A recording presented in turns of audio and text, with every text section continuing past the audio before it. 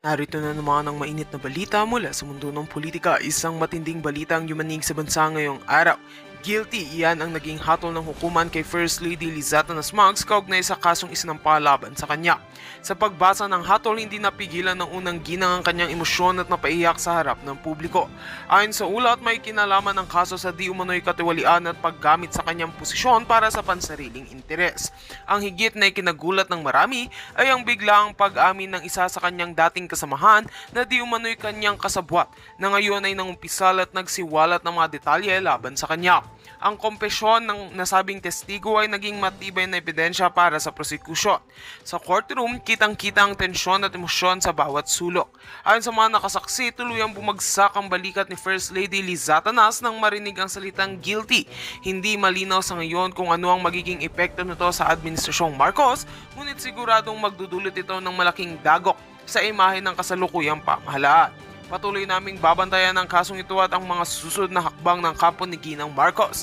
Muli, isang kasaysayang tagpo ang ating nasaksihan.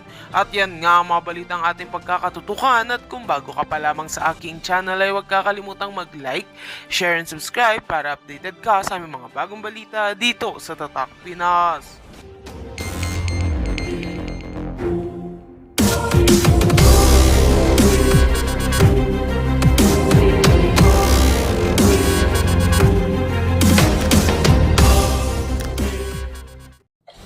Sa Kamara may panukalang nagsusulong sa mandatory random drug testing sa lahat ng elected at appointed government officials. Pero inalmahan ito ng ilang mambabatas dahil labag daw ito sa konstitusyon, lalo't hindi ito kasama sa qualification sa mga tumatakbong kandidato. Ang tanong ng bayan, sinusuportahan mo ba o hindi ang panukalang dapat dumaan sa mandatory random drug testing ang mga elected at appointed official ng gobyerno? Mga kandidato, bumoto na ho kayo? Yes or no? Okay, so habang bumoboto sila, actually ang inano dyan, ang pinagharap, yung abogagong Dalawang abogado naman basura. ang magtatapatan, Ayan. Attorney Vic Rodriguez at Attorney Luke Espiritu. Ako po ay sang-ayon na sa mandatory drug testing sa lahat ng elected and appointed officials sa gobyerno bilang pagtugon sa Article 11, Section 1 of our Constitution that public office is a public trust at dapat lahat ay may accountable sa ating mamamayang Pilipino.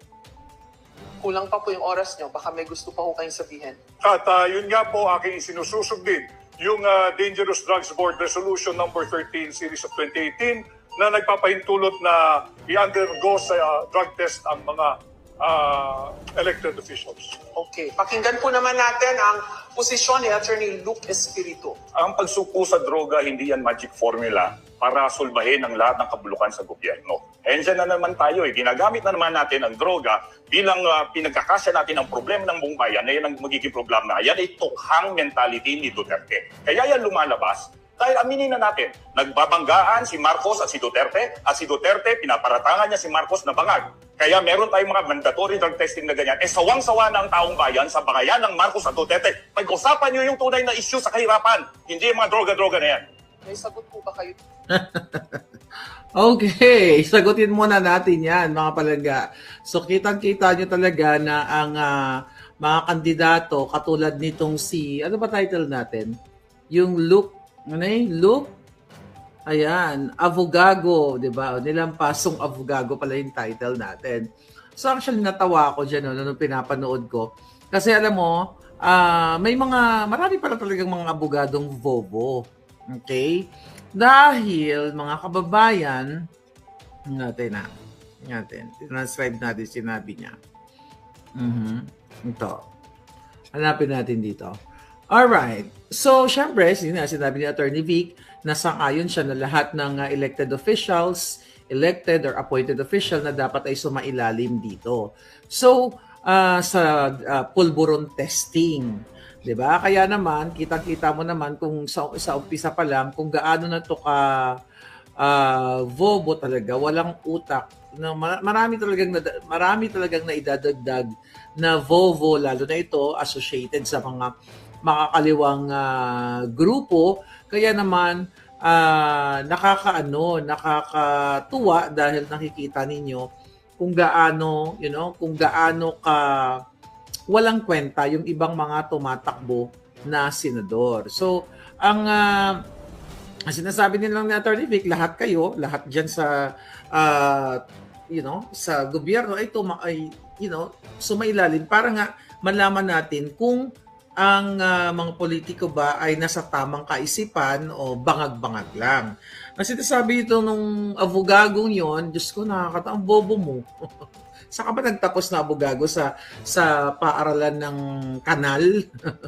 Okay, sabi niya, hindi daw siya sang-ayon. Sabi niya kasi ito na naman, ginagamit na naman ang droga bilang panakip sa tunay na problema ng bayan. Ito na naman ang tokhang mentality ni Duterte. Sabi niya, lumalabas ang gatong issue dahil nagbabanggaan sina Marcos at Duterte. Ayun, inakusahan ni Duterte si Marcos na bangag, kaya ngayon may mandatory drug testing na ganito. Sabi niya nga, pero sawang-sawa na raw ang taong bayan sa bangayan nila. You know what? Ang layo ng sagot niya. Out of order, wala sa konteksto, irrelevant. Kasi, unang-una itong taong ito, anti-Marcos. Di ba? Bakit ayaw niya sa mandatory pulburon test? Hindi ba? Dapat talagang sumailalim itong mga politikong ito para magkaroon nga tayo ng matinong namumuno. Pero itong taong itong Julol, hi Julol, balita ko pikon na pikon ka daw. Actually, mamaya basahin natin yung pinagsasabi. Agad sa GMA 7, doon sa debate na yun, ha? Anong kinalaman ni Duterte? At saka ang tanong sa iyo, sang-ayon ka ba na mag-undergo sa testing, sa pulburon testing? Bakit nasagot mo, ito na naman tayo, ang bangayan Duterte at Marcos. Ano kaputahan yan? Ano kadyutahan yan? Sabi, saan ka nagtapos? Gunggong, abogado ka ba talaga o abogado ka ng mga buang o abogado ka ng mga rebelding mga kaliwa? Mga kaliwa ba itong taong? Hindi ko sito kalala eh. Di ba? Anong kadyutahan ito, Look, the cloak. Hindi ka sang-ayon, sabi niya, ginagamit ng droga bilang panakip sa tunay na problema ng bayan. Ano ang tunay na problema ng bayan? Dapat nga magkakampi kayo ni Attorney Vic Rodriguez eh. You know why? Yung pinaglalaban nito, Victor Rodriguez, Kingmaker, the hard copy. O diba? The hard copy yan. Ay, mayroon na ba kayo niyan? Andiyan yung information sa baba. Ang pinaglalaban niya, katulad ngayon, yung national budget, yung pangdorobo, yung kriminal, illegal, at kung ano pang pwede mong i-describe yan, sa national budget na dinoktor na nag-filled in the blanks ang Judas na si Marcos Jr. at ang kanyang mga kasabwat, yung asawa niyang adik. Kung ikaw ay anti-Marcos ka at para ka sa Pilipino, abogagong, Diyos ko po, ano ba ito nangyayari sa Pilipinas? Di ba? Dapat nga magkakampi kayo. Ipinaglalaban niya na ang national budget, ipinaglalaban ni Victor Rodriguez, number 56 sa balota, okay, na mabigyan, okay, ng hustisya yung ginawa ng bugbagag na ngagba na administrasyon, Marcos Jr. administration, mabigyan ng hustisya ang taong bayan sa ginagawang pangdorobo sa inyong lahat. At kasama ka na dito, abogado. Hindi ka sang-ayon? Ito paano naman naging panakip ito na sinasabi mo, itong issue sa pulburon ay ginagamit na panakip sa problema ng bayan? Hindi ba usapin ng bayan yan? Nakaliwat kanan, may mga ginugurgur dahil talamak ang mga adictus benedictus katulad ni Marcos. Paano naman pinagtakpan ni Duterte, okay, ni Pangulong ni Attorney Vic Rodriguez? Sabi niya kasi ito na naman ang tukhang mentality ni Duterte. Ito na naman lumalabas na ganitong issue dahil nagbabanggaan nga daw, ganyan. Sabi niya, ang dapat daw pag-usapan ay ang tunay na issue ng kahirapan, hindi droga. Wow! Akala ko ba concerned kayo doon sa mga sinasabi ninyong mga nababawian ng buhay? 'Di ba? Doon sa human rights. Hindi ba may karapatang mabuhay yung mga ginugurgur ngayon, mga bata, matanda, ng mga random na addictos katulad ni Marcos? Okay?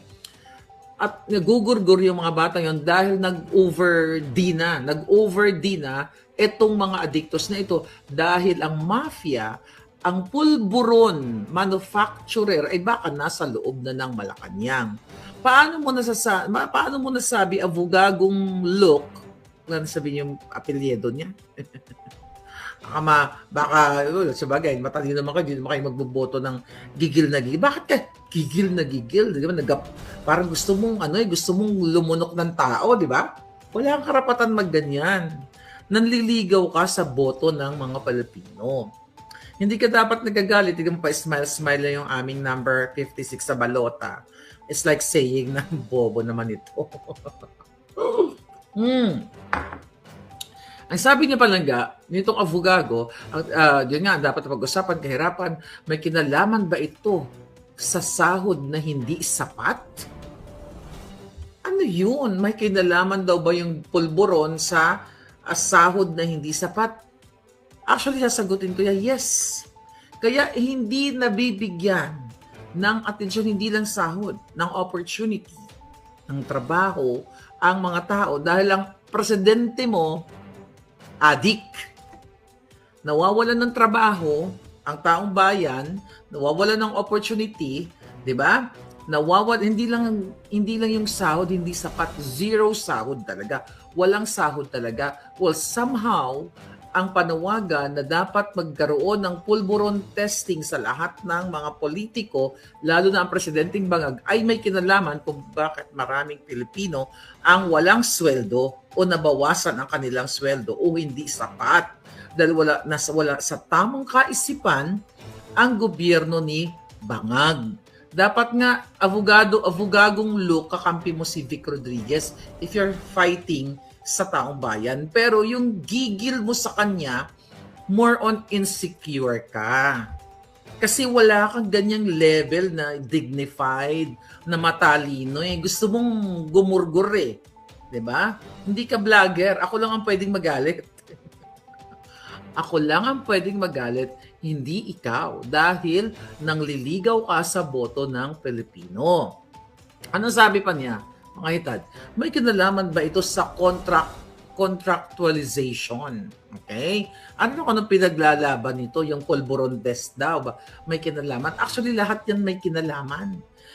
Hindi ka magkakaroon ng kontrata sa trabaho o hindi ka makakapagtrabaho o hindi ka mabibigyan ng opportunity kung ang presidente mo ay addictus benedictus, na instead na pumasok ang mga foreign direct investment, yung mga ipinangako ni Bangag sa pag-ikot niya sa buong mundo, simula na siya umupo para kumuha ng mga foreign investment, may kinalaman talaga yan sa sinasabi mo na contractualization. You're talking about jobs, di ba? Paano ka makakuha ng kontrata, job contract, kung wala kang opportunity? Kasi adik ang presidente mo, kinuha, inubos ang pera. Yan. Saan ka nag-aral? Sa bababang paaralan ng kanal? Pangkanal ka eh. Pangkanal ang jutak mo, wala ka sa hulog. Sabi ni Selma, ang attorney Luke, wala sa hulog, lutang din ang hitad. Simple ang yes or no. Kaya nga, tama ka Selma, simple yes or no. Ayaw mo bang drug-free ang Pilipinas? O pulburon-free? Wala daw kinalaman. Ano? Tanginang to, buha ka ng inakapang. Anget pa mo. Anong problema mo kay Duterte? Ako ang representante ni Duterte. Okay? Anong kinalaman ni Duterte dito sa pulburon test na to? Sabi niya, may kinalaman ba ito sa pagtaas ng presyo ng bilihin? Exactly. Kasi, habang tumataas ang presyo ng bilihin, alam mo kung bakit tumataas ang presyo ng bilihin, ha? Attorney Avogagong Luke? Hinahayaan mo kasi hindi ka kasi nagsasalita, 10 ng kasamaan mong mga dilawan o ano man ang ano mo, makakaliwa ka ba? NPA ka ba? Associated ka ba? NPA associated ba ito? Bakit tumataas ang presyo ng bilihin?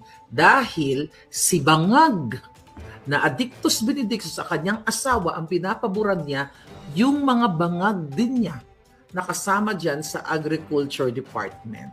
Yung mga smuggler na patuloy na nag-i-import ng mga bigas, ng asukal, at kung ano pa.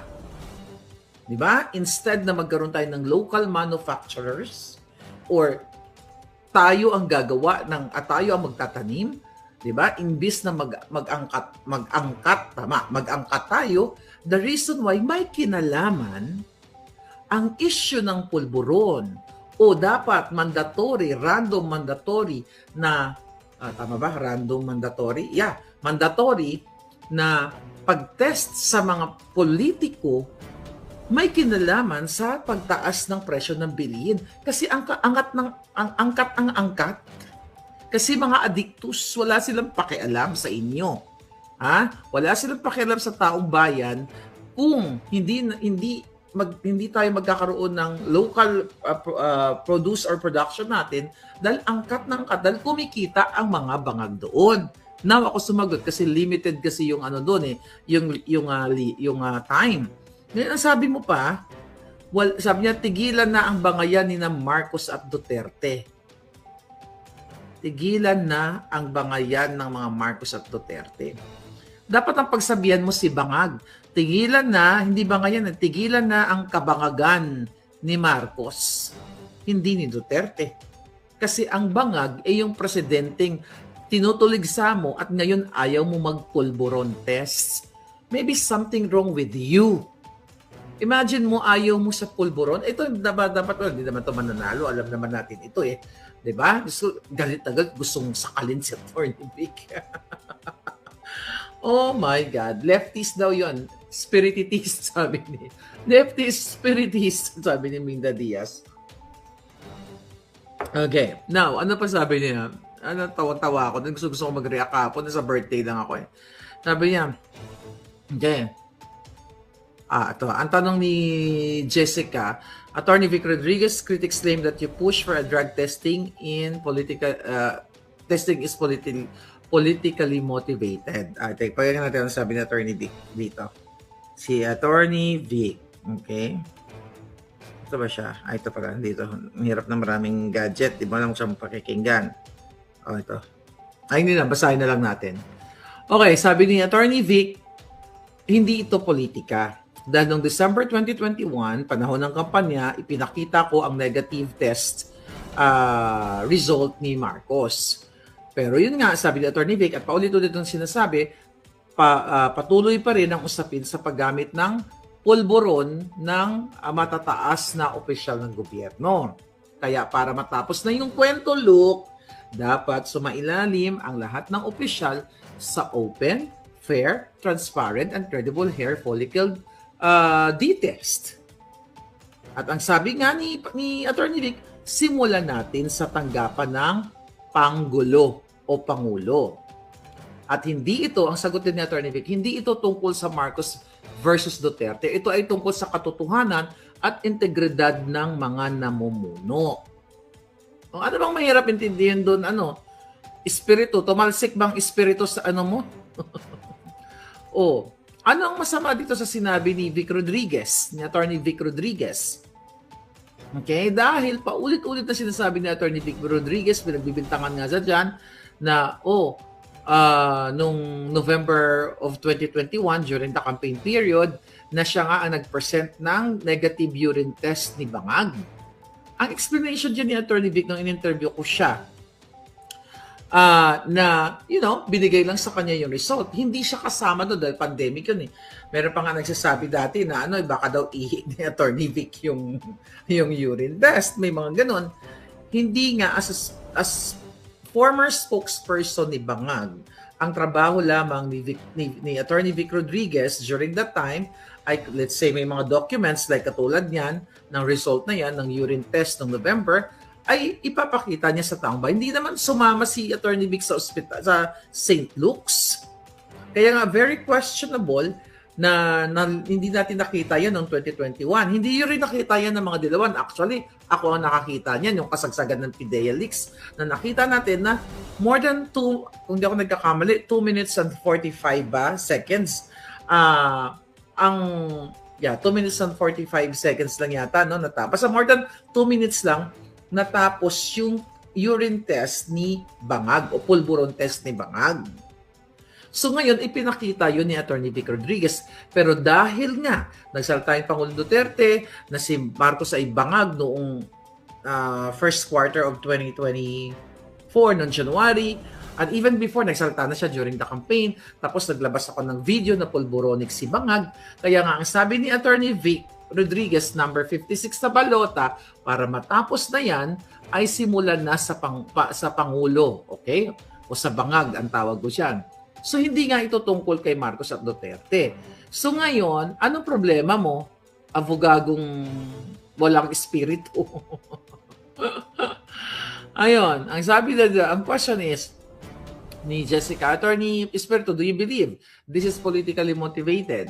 Okay, sabi niya, oo. Nung pro-Marcos, sabi niya, oo.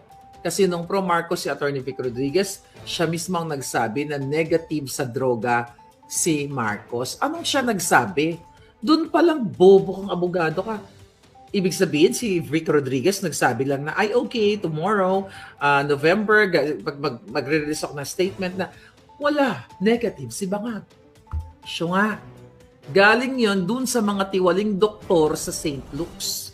Kung nanonood ka o nanonood ka ng PIDEA leaks, yung doktor na nag-testify doon na protektado ng Committee on Committee na ba to? Drugs and Public Order, di ba? Halos hindi nila pinagsalita doon.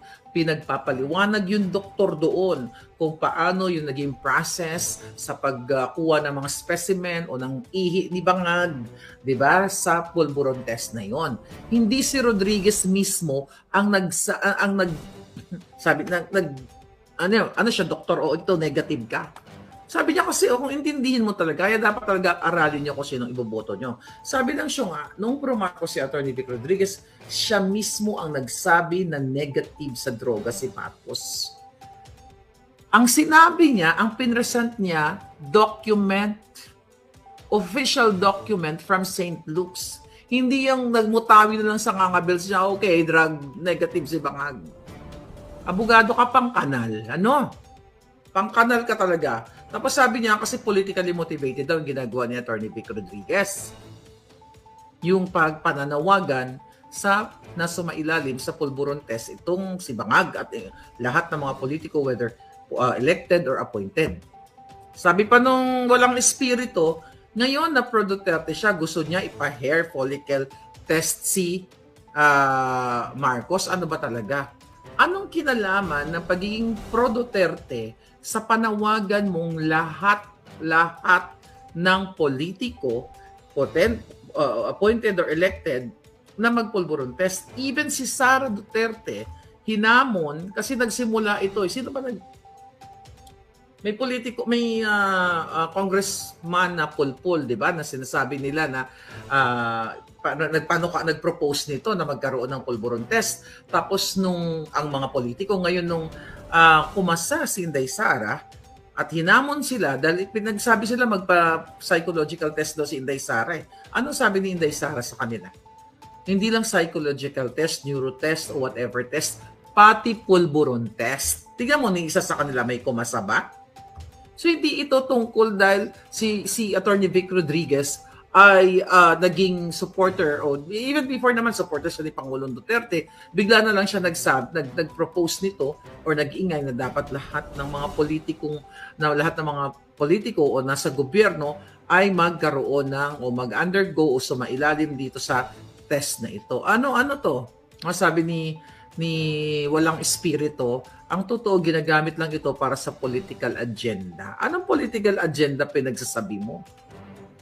Taong bayan, ang mga anak mo, mga kapatid mo, kapamilya, kaibigan mo, ang makikinabang kung free zero tolerance sa pulburon ang mga nakaupo o ang mga pulis, ang mga military, hindi si Vic Rodriguez lang ang makinabang.